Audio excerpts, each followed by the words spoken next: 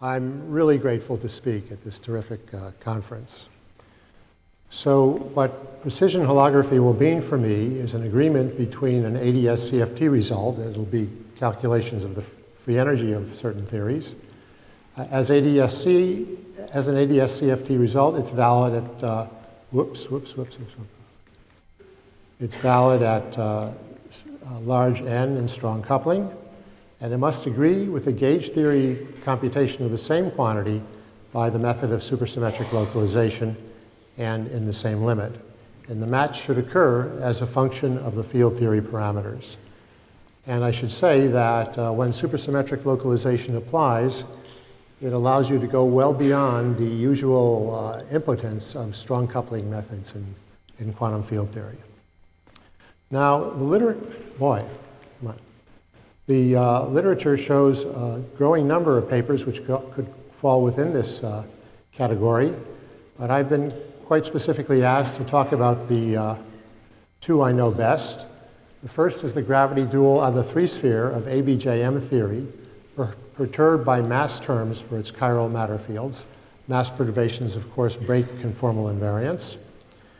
And that will take most of the talk.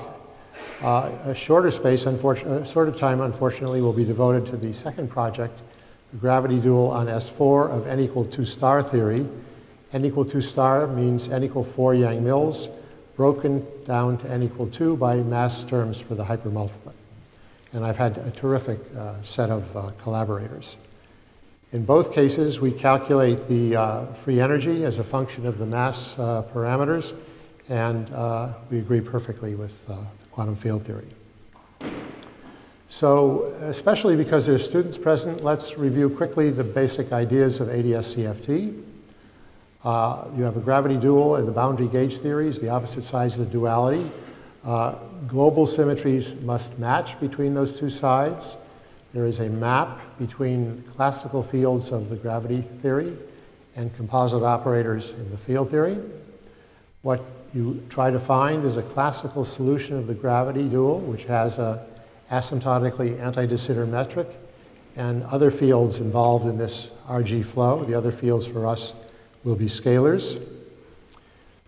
And it's the asymptotics at the AdS boundary which determines the field theory observables, sources, and VEVs for the field theory operators.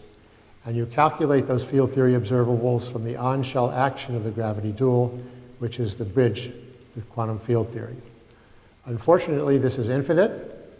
Fortunately, there is a very systematic, although also very not much fun, method called holographic renormalization, which determines the infinite counterterms, the general infinite counterterms, which are present for any solution of the equations of motion. Now, we'll run into cases where holographic renormalization is not consistent with supersymmetry. We're going to be looking for BPS solutions, which are supersymmetric. And it turns out then that the infinite counterterms must be supplemented by a finite counterterm to satisfy SUSY. So let's talk about the mass deformation of the ABJM field theory. My goal here is to just get down the minimal information about the field theory so you will see what we have to shoot for if we try to construct its gravity dual. So ABJM is a theory of bifundamental matter fields with Chern-Simons dynamics. With some oversimplification, you can think in terms of 4 bifundamental chiral multiplets. The scalars are complex scalars YA, and they have spinor partners.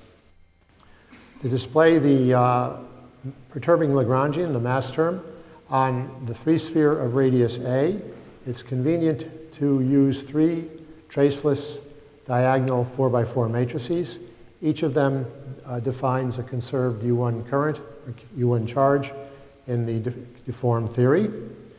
Then define 3 Bose operators, scalar mass terms involving matrix elements of the T matrices, fermion mass terms, which Chern-Simons supersymmetry requires to be supplemented by a term here.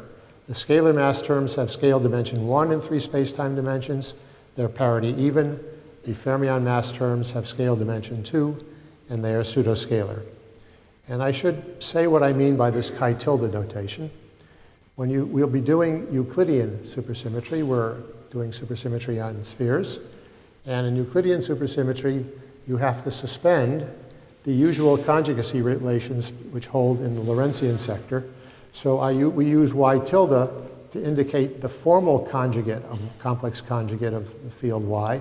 But as we will see, it is certainly not always the real conjugate. Okay, the mass deformation depends on 3 parameters, delta 1, delta 2, delta 3. Here it is. You see that deltas are the mass terms of the fermions measured in units of 1 over the radius. And the boson mass terms are a little bit more complicated. The free energy of the deformed theory was calculated by matrix models methods at large n. I should say that Jaffrus was the first person to construct this mass perturbation. And another paper headed by Jaffrus with collaborators Klebanov, Pufu, and Safdie, I believe, found the free energy by solving the matrix model at large n and strong coupling. It has a characteristic n to the 3/2 dependence that you'd expect in 3 space-time dimensions. And the rest of the free energy is the square root of the product of deformed R charges. Deformed R charges are linear in the mass parameters times diagonal matrix elements of the T matrices. And what's going on here is that the mass parameters determine the deformed R charge of the theory and vice versa, with a unique implication in both directions. And that's a neat curiosity of the real mass mechanism on S3. So now we can at least see the goals of the gravity dual. We have to source 3 scalar mass terms with delta equal to 1, but also 3 fermion mass terms with delta equal to 2. And even more challenging is to find a classical solution which will produce the right free energy. So let's discuss the gravity dual. Chern-Simons level k equal to 1 theory, ABJM theory has an enhanced n equal to 8 supersymmetry. So we look for a consistent n equal to 2 truncation from the maximal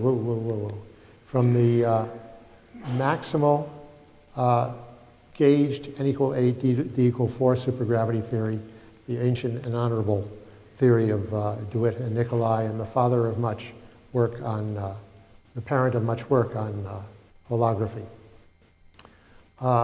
It took an orgy of SO8 group theory to find this, and well, unless you're into orgies, don't read this section of our paper. The result is quite simple. It contains a gravity multiplet, the metric tensor, if you will, gravitino partners, and a graviphoton, and 3 abelian vector multiplets, of which the scalars will be most important to us, but there are also 3 abelian photons. Now, we can drop all vectors because they're not going to participate in the solution we want. The solution we want has to match the spherical symmetry of the perturbed field theory, and vectors would spoil that. So having eliminated the vectors, we're essentially left with an n equal to 1 supergravity theory. And I've written its bosonic action in the next slide. It's quite simple.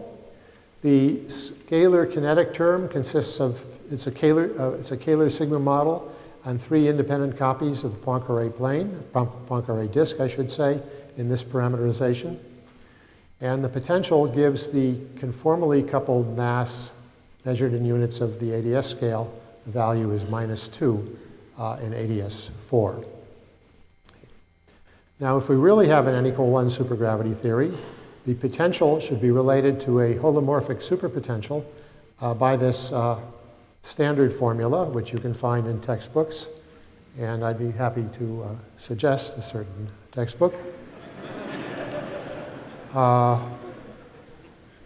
Silvio and I guessed the structure of the superpotential given here. It has the same permutation symmetry among the Z's that the bosonic action has. And lo and behold, it worked. So we knew we were on the right track. Well, the next step is more complicated. You have to extract the fermion transformation rules from those of the parent n equal to 8 theory. Those transformation rules consist of 4x4 matrices acting on killing spinors. The killing spinors are related to killing spinors on the 3-sphere. Those linear equations are overdetermined. So from the mutual consistency conditions of those spinorial equations, we deduce first-order BPS equations for the 3 scalars and the conformal factor of a metric, which we initially parameterize in terms of a conformally flat radial coordinate. So here's the ansatz. The 3-space line element is any metric you choose on the 3-sphere. And this factor, which I've isolated here, it's certainly conformally flat, but it is the constant curvature H4 metric in this conformal parameterization. The conformal factor is not difficult, but we don't need it, so let's go on.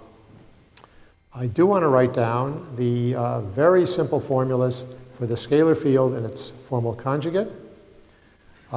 It involves a common radial factor for all 3 scalars.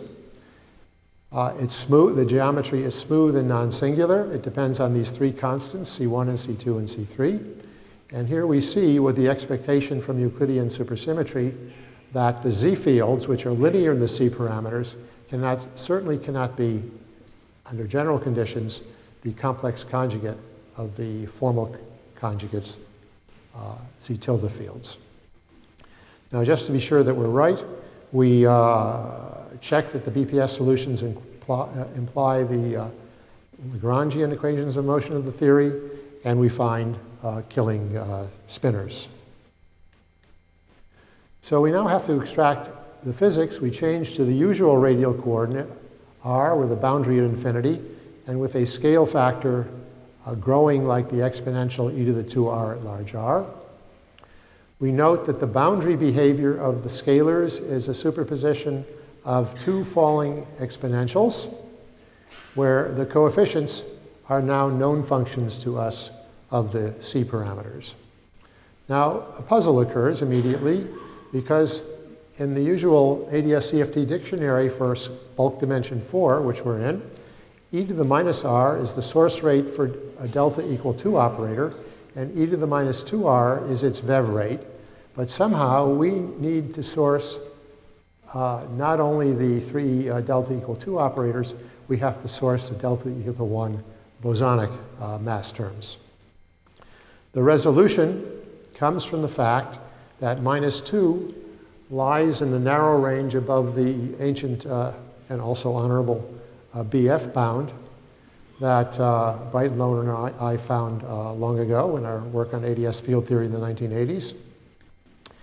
And what we discovered using representation theory of the superalgebra was that a different quantization, alternate quantization with a different boundary condition is required either for the formal real part or the formal imaginary part of a complex scalars.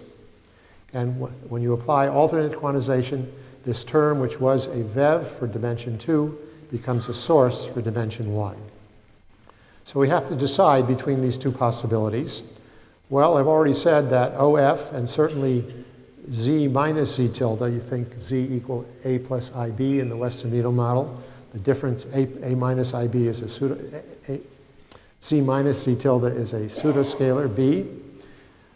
So we use normal quantization for this, and then the e to the minus 2r term. I'm sorry, I skipped something here. No, we're all right, sorry. And the opposite is true for the dimension 1 operators and Z plus the formal real part of the sources. So we take B plus B tilde, it's actually decorated by some extra terms from supersymmetry, as the sources for these operators. Now, Klebanoff and Witten taught us how to use alternate quantization when you're trying to do AdS CFT. What they found was to derive proper correlation functions for the dimension 1 operator, you have to add boundary terms to the usual action, And those boundary terms amount to using the Legendre transform of the usual on-shell action as the generating function of the observables in the field theory. Well, as I said in my list of general ideas, holographic renormalization provides a renormalized action. It's well-defined, it's finite, but it is not satisfactory because it doesn't respect supersymmetry. It doesn't respect supersymmetry for flat-spliced solutions which occur in the same bulk theory. The diagnostic for this failure is a little calculation of the vacuum energy. It should vanish according to one of Bruno Zimino's many contributions to supersymmetry, but it doesn't. So we use, and I'll explain soon, the Bogomolny construction to find the correct counterterm. Now, the main point is that counterterms must be universal. I should have underlined this, put it in red and blue and purple. They govern all solutions of the same theory. That's true in ordinary field theory as well, not just in holography. So we must use the same counterterm for S3 slice solutions. We just have to covariantize it with respect to the coordinate transformations on the 3-sphere. And I remind you that here's the right ansatz for the line element of flat slice solutions, and what occurs in the spatial section is the Euclidean space line element. And what flat slicing with rotational invariance means is that all the fields depend only on the radius. Well, you don't have to follow all of this. It's probably slightly too dense, and I'm sorry for that. But let me try to outline the Bogomolny calculation for a general Kähler metric, which I think was new in our paper, at least I hadn't seen it before. We do need the relation between V and the holomorphic superpotential. You start with the standard bulk action. I should add the Gibbons-Hawking term, but I've omitted that.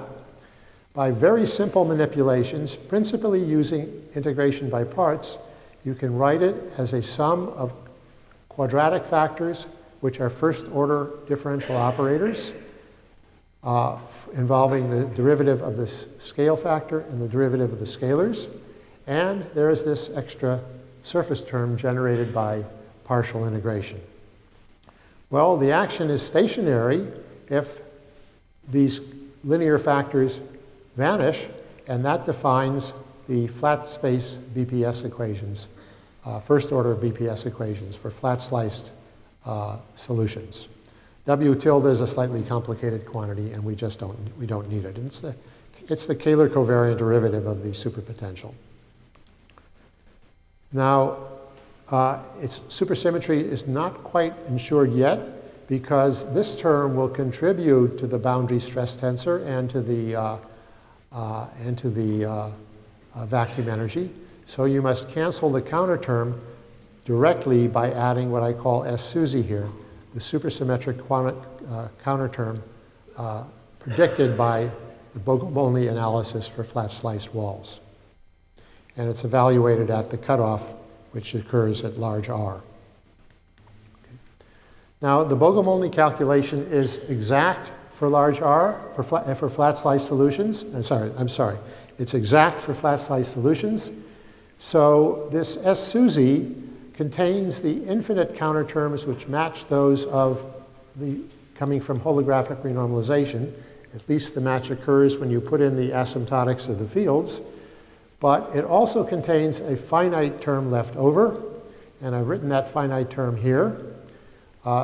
H is the induced metric on the 3-sphere, and its determinant vanishes like e to the minus 3r on the boundary. I'm sorry, grows like e to the plus 3r on the boundary. We've already seen that each z field is damped by e to the minus r, so this product is indeed finite. And it's absolutely crucial to keep this finite correction, or our final goal of a correct calculation of the free energy just wouldn't be satisfied. So we can now get into the final steps of the free energy calculation. We have a rather complicated argument, but its goal is really to derive the source term from bulk supergravity theory. It consists of coefficients, which are known dependence on the 3C alpha parameters, times the operators we want to source. And we make sure that F and G are related by supersymmetry, and this whole structure becomes part of a supersymmetric invariant. And it's this structure from holography which can be compared directly with the mass deformation coming from an early slide. And the comparison of these terms allows you to easily identify the mass parameters of the field theory with functions of the C's, a simple function of the C parameters, times a normalization constant, which is not yet fixed, and indeed is not usually fixed in AdS CFT. It, whoops, I may be into injury time soon. Okay. I see it's cost us, unfortunately. But let's see what happens here. Okay, so we compute, or my co-author computes, the Legendre transform of the renormalized action with the correction. Here is the free energy from localization.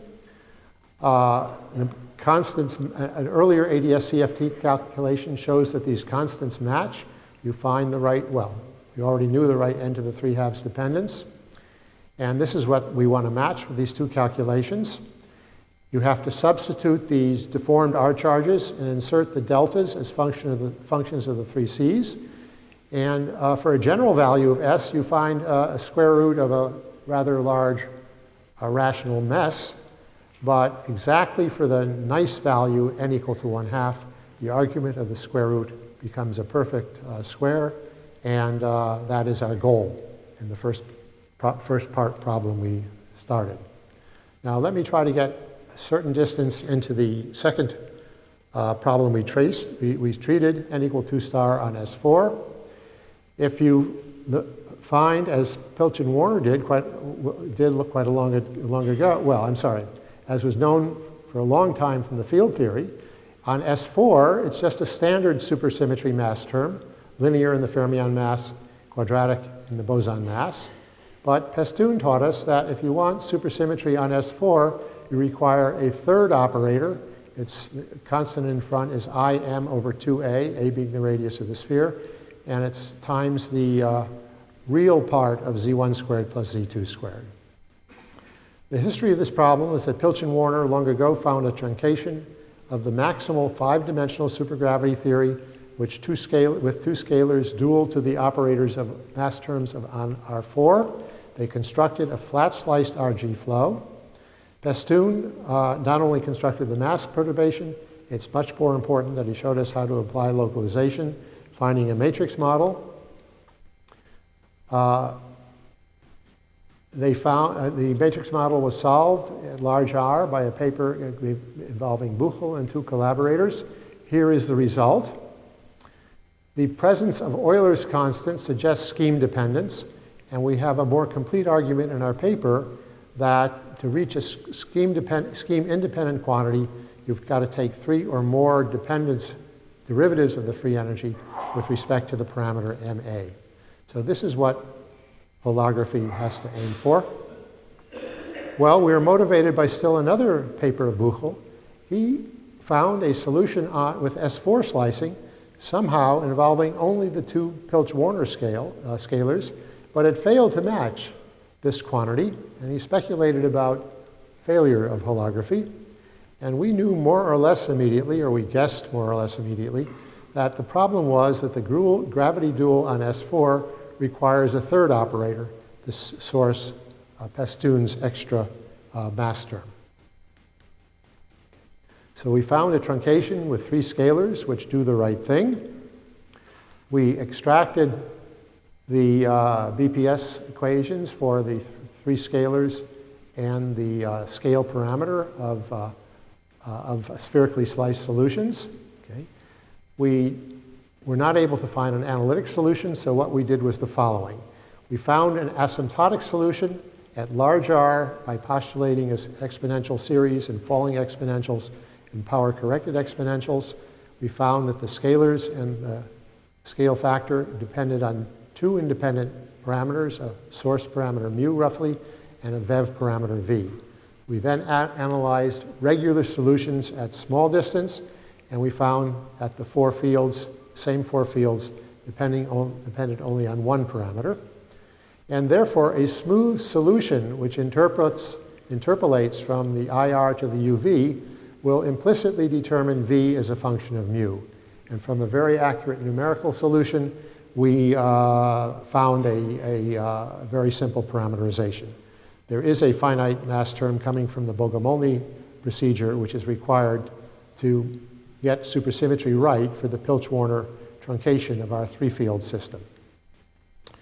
The final steps were to calculate the first derivative of the metric. I won't give you the details of that. The first derivative of the free energy with respect to mu. Okay. We expressed the quantities in here, the renormalized VEV and the derivatives of the leading asymptotic terms of the fields in terms of mu and V. We find a nice linear expression in mu and V. We need to make two more derivatives. We use this analytic relation. Whoops. And we find a formula for the third derivative of the free energy, which matches in structure what we want from field theory, and we get a perfect match at the two complex values, two imaginary values, mu equal plus or minus INA. And I think I should stop. Thank you very much.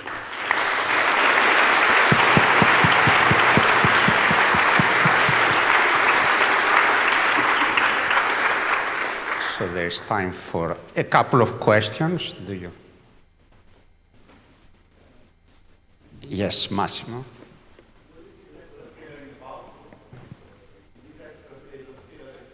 I can't. You use the mic, please. What is this extra scalar from the bulk point of view? This extra scalar that you have to introduce at the end from the bulk point of view? It must be one of the scalars of the 10 plus 10 bar representation. No, I'm sorry. It must come from the 20 prime. It involves bilinears in Z1 and Z2. Any other question?